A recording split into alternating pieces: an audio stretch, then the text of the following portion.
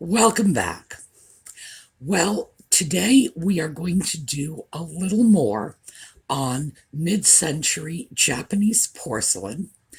And why are we doing that? Because that is the type of Asian porcelain you are most likely to come across in your travels in antique stores or thrift stores. So I want you to be able to identify it and to learn to pick the good stuff from the not so good stuff. Okay, when we come back, we'll get.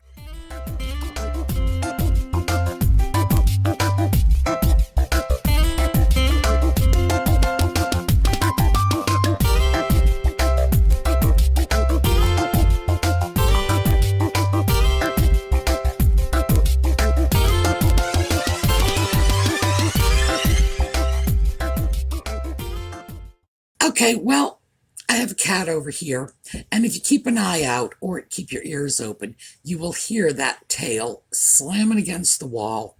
He is still in a mood. And in addition to a cat over here, I have a doll who is in the sink getting ready for tomorrow's video.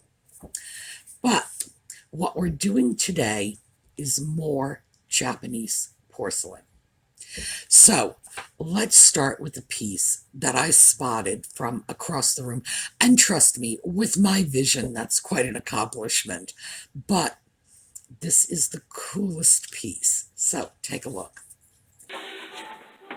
This attracted my attention from across the room. I could tell immediately it was Japanese glazeware. And what this is the goose that laid the golden egg, a salt and pepper set. $9.50, it's a little out of my price range. Nevertheless, this is what I mean when I say once you get used to what the glazeware looks like, you can spot it a mile away. Okay, cat's over here now getting attention. But yes, the goose that laid the golden egg. And for $9.50, even though that's high, and I've been trying to keep my prices low because we're talking about thrifting, not antique shopping.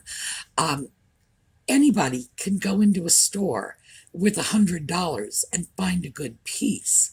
But what I'd like to show you how to do is go into a store with $5 or $10 and find a good piece. So, $9.50 is right at the top of our price limit. However, if that's still there when I next go to Bedford, I'm probably going to pick it up because it's just too cool for words. The thing that told me from a distance that it was Japanese porcelain was the color fades. And I wish I had thought of that before I started this video. I wouldn't have to break here. I'm going to break here. I'm going to go get you salt and pepper shakers with color fades to show you what I mean. Okay, here you go. Colleen Staver sent me these, and you may remember them from the unboxing. I'm hoping you can see them because the light is kind of sharp. Let's see if we can go somewhere where the light, you know what? We can resolve that. There we go. Now we're not going to have to fight with the very bright light. Look at the way the blue, well, we got a feather there. See if, yeah, okay, no feather on this little guy. Look at the way the blue goes into the white. These color fades, or the blue into the yellow, that is characteristic of the very best of the mid-century Japanese glazing techniques. No, I already turned it off. Leave that switch alone. Yeah, no. All right, we're in trouble now. No, cut it out. He's stolen my light before, so I'm pretty sure I know what's in store for us. We're going to hear a crash. He's going to run off with the light. Anyway, these little color fades are wonderful. And of course, that goose had the same kind of color fades. When one color just sort of fades out into white or then blends into another color. Classic mid-century Japanese glazing at its very best. And that goose was such a piece, and that's what I spotted when I see those bright pastel colors moving one into the other. It's a fade, but it's seamless, it's beautiful. And it's pieces like that that I tend to grab because it's high quality. And in general, in resale, most of your buyers are going to recognize quality. There is a percentage of buyer out there, some of them, who are just looking for deals and that's all they care about. Give me the rock bottom price. There are a lot of others who are buying older items because they miss that high quality, and that's what they're looking for, the high quality pieces.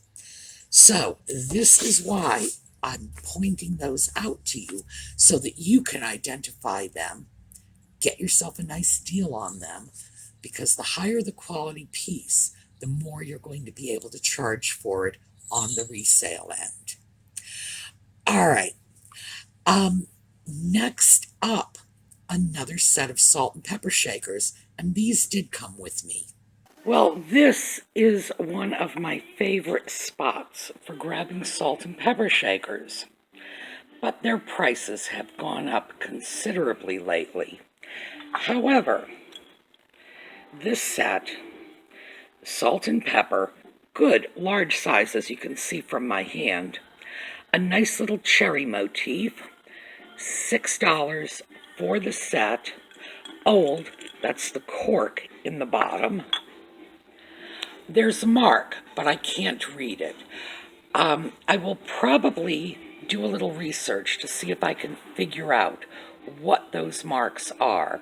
Nevertheless, very pretty. And as it happens, someone recently asked me if I had any kitchen items with a cherry motif. So who knows? They may already have a buyer. Well, I did eventually manage to sort out those marks, and it was Czechoslovakia. I had a feeling it was just by the length of the name, because let's face it, there are very few countries with names quite as long as Czechoslovakia. The fact that it's Czechoslovakia dates it, because it is now, there's Slovakia and the Czech Republic, I think. I learned my geography in the 50s, so you really have to forgive me when I'm not up on the new stuff. But that tells you how old it is, because it's been the Czech Republic for a very, very, very long time.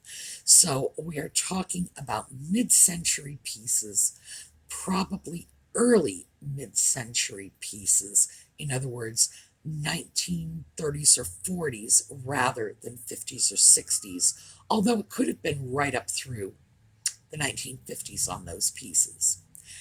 Very pretty, very large, and the reason I grabbed them was simply because one of my Etsy buyers wrote me a note and said, "What do you have in cherry kitchen stuff?" My kitchen is decorated with a cherry theme, so it was on my mind. And I should throw in a word about that. I do not do what you might call personal shopping. But what happens is some of my buyers, I get to know what they collect, what the motif in their kitchen or their living room or whatever is, and a general sense of what their taste is. So very often, if I see something out in the universe that I think will appeal to them, I might pick it up, you know. It's, but I don't in general do personal shopping, mostly because that's a very risky thing to get into, especially if you don't know the customer and have a pre-existing relationship, because you can end up picking up real oddball items because you think it's what Mrs. Smith wants. But in fact, if you don't have an established relationship with Mrs. Smith that's existed for a while to the point where you know her taste, you could find that that oddball item does not appeal to Mrs. Smith and you're stuck with it. So, personal shopping is the sort of thing that as a reseller, you will find your customers really appreciate it, but there are some definite liabilities that go along with it. So anyway, I got the salt and pepper shakers not for that particular customer, but because they're great. They were a good buy. People like the larger salt and pepper shakers, and I thought the cherry motif was just really cute. I'm sure a lot of people would like it rather than just one. So glad to have those, and at $6 for large salt and peppers, yes, very good deal. Next up, this is the little booth on the first floor of Bedford Antiques that is on the opposite corner from the front door. So the front door is on the southeast corner of the building. This will be the northwest corner of the building. And it's a mixed bag. I've gotten some great things in there. And I've also found things that I just kind of scratched my head and said, where do their prices come from? I've also seen a lot of pieces that were damaged there. So that's the kind of shop I like, because you never know what you're going to find.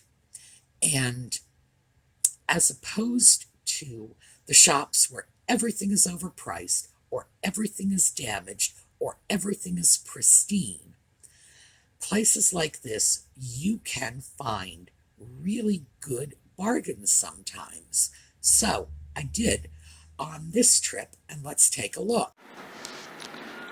Well, we have been in this little booth before. Well, actually, it's not so little now that I think about it. It can very much be hit or miss, but today it is hit. This is a nice Japanese plate with a rattan handle, very good condition, and those handles are rare.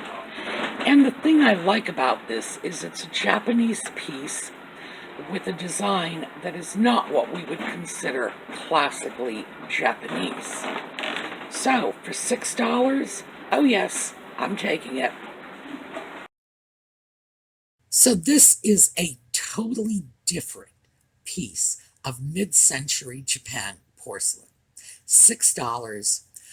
A rattan handle, which is a big deal because most of the time when we get these plates, when we start to see them, they are missing their handles.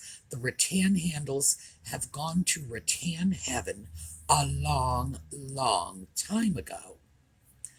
What I liked about this plate is that sort of chintz pattern, little tiny florally chintz. And it's just not a typically Japanese pattern. That's the sort of pattern that, you tend to think of when you think of, the covered wagons going out west, and this is the fabric that great grandma's bonnet was made of. These wonderful little calico designs, little itty bitty flowers. And calico, by the way, was from India originally, and it's a version of Calcutta.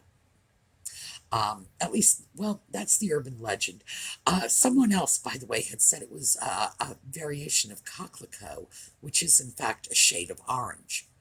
Who knows? Maybe they all came from Calcutta. So, a very different design. Now, I like being able to throw something like that into my Etsy shop because not everybody likes the standard Japanese designs. The Noritake landscapes, that's what Noritake was famous for, or the very simple, traditional Japanese aesthetic, a couple of colors, and that's the end of it, or things like geisha ware. The Japanese have a lot of designs that are associated, particularly with Japan. This is not a typically Japanese design. In fact, this is a typically Western design in just about every sense of the word, including, the covered wagons, westward ho. I thought that was great, and I was glad to get it. But that also tells you that as opposed to that goose salt and pepper shaker that was typical of Japanese glazing in the mid-50s, this, no. If I simply looked at that plate, I never would have thought it was a Japan piece. I thought it was a Japan piece because of the rattan handle. And of course, because it says made in Japan on the bottom. But identifying the pattern, no. So they can trick you, but it does just go to show you that you can get all kinds of stuff in terms of Asian porcelain. And remember, the made in Japan pieces, because they were so stigmatized back in the 50s, 60s, 70s, before Japanese meant cutting edge automobiles and electronics. And that was just like overnight. But a lot of people still look at made in Japan and say, oh, I remember that from my childhood. It means junk, and they'll throw a very low price on it, and we can benefit from that. So that piece was $6. Next up, I was heading back. I was done. I had run out of time and I was on my way out. But I stopped by the Lutz booth. And by the way, we are going back to Lutz because we are going to look at some more furniture, because we could do so much in terms of talking about furniture just from any random 5 feet at Lutz. So we will be back. I stopped at their booth. And that's when I saw this. Well, we are back at the Lutz booth, and I have no idea if this is real or this is a joke. But I have to say, it simply strikes me as something that somebody stole from my family home's back window. I have absolutely no idea if this is a legitimate window from an insane asylum family counseling center, because the truth is that in the 1920s and 30s, in fact, even right up until the 1950s in some areas, you could find facilities for people with mental illness called insane asylums. Who knows? But all I could think of is, oh my goodness, they must have stolen that from my childhood home, because it was indeed the family center of the Mental Health Institute. No, crazy, crazy home, highly dysfunctional childhood. That's why I am the way I am today. I don't drink, I swear, I don't. It's just a weird family upbringing. I thought that was just incredibly cute. And certainly, if someone has a sense of humor, absolutely grab it, hang it in the window, embarrass the neighbors, embarrass your mother. That was just such a cool piece. So, as I say, my guess is it's not authentic, but still, gee, did I like it. All right, next up, I went back to check out, get everything done, and while they were ringing up my purchases, I took a trip right around the corner to a little booth that has a whole mixed bag of celluloid pieces. And that's what I was in there looking for. I was looking for celluloid. So let's go.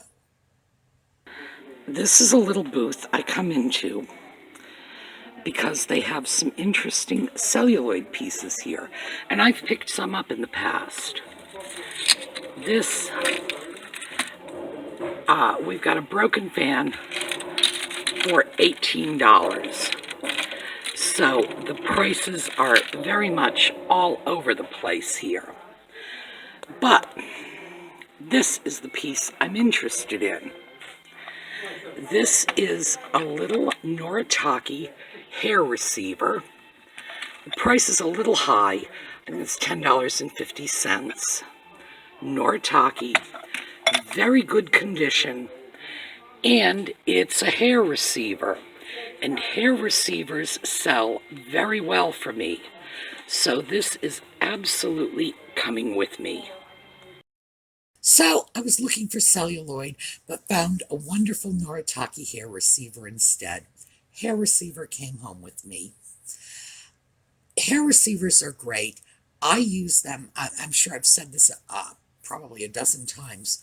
I throw fragrance beads in them and scatter them all around the house. I use them because they are fantastic little pieces, and the lid keeps little fragrance beads from spilling. Actually, it keeps the cat from digging in and pulling the little fragrance beads out and batting them all over the floor. They are beautiful. They are decorative. They can be had for very little money because no one's using hair receivers to receive your hair any longer. And very often, when dealers come up with them, they think, well, this is a white elephant. It's something that had its purpose, but now people are going to struggle to think of what to do with it. I think they are terrific. I keep them everywhere. And when I end up getting them, there's always a 50-50 chance it's never going to hit my Etsy store. This one will, though. Nice, nice piece. Beautiful flowers. Noritake, and in fact, the last really nice hair receiver I got was Bavarian. That was from the Fancy Schmancy Antique Mall that's down the street from Bedford. We're going to have to go back there, too. Nice pieces. I don't have any trouble selling them. And as I say, it's kind of, maybe I won't even bother listing them because I love them too, and I do use them. So, do I pass up a nice hair receiver? Never. Do they last more than 2 or 3 days in my Etsy shop? Not a chance. Yeah, I list them, they go, like immediately. So clearly, I'm not the only one who is finding these eminently useful. But what we saw there also, pulling away from the goodies, some things were absurdly priced. And we should talk about hand fans, because I collect hand fans. So, you come into the source here. If you're going to buy a hand fan, 1, do not buy a damaged fan. I don't care how beautiful it is. If it is damaged and you are paying money for it, you really need to be very, very sure it is an 18th century fan, because that's the only thing that would justify paying money for a damaged hand fan. The fact is that celluloid fans, and that broken fan that I showed you was not the only one. $18 for a broken fan. I can't even imagine it. There was another fan that was even more seriously damaged in a bin below it that I think they were asking $24 for. Oh, my goodness. No, don't do it. When you are looking for a fan, and right now we're talking about celluloid fans. If you want more fan information, I'll be happy to go into it. You want something where the blades of the fan are intact. They are not broken. You want something that has the little ring on the bottom. Usually it will be celluloid, sometimes it will be metal. The better ones are celluloid. If it has a metal ring on the bottom, it's probably a newer fan and the price should be correspondingly lower. There are little buttons, little celluloid coverings, buttons that go over the rivets that connect the fan blades together. You want to see buttons. You don't want to see like a metal rivet end running loose there. Running wild is what I think of it. No. If you're going to pay money for a fan, you want it intact.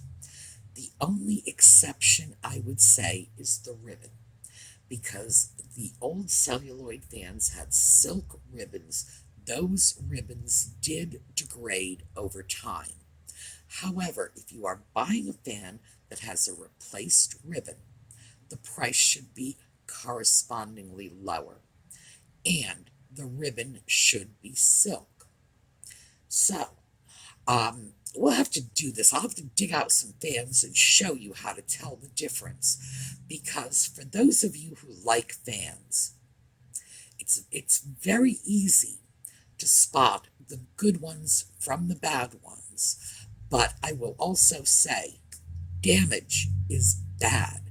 Celluloid is extremely difficult to repair. So if you get a fan thinking to yourself, oh, I'll just take the super glue and glue this back together, no, it's probably not going to work. So walk away. That's your best bet. But let me know in the comments if you want me to dig out some fans and show you, because as I say, I collect them, so it's not like I have a lack of fans. We can go over this. Let me know in the comments.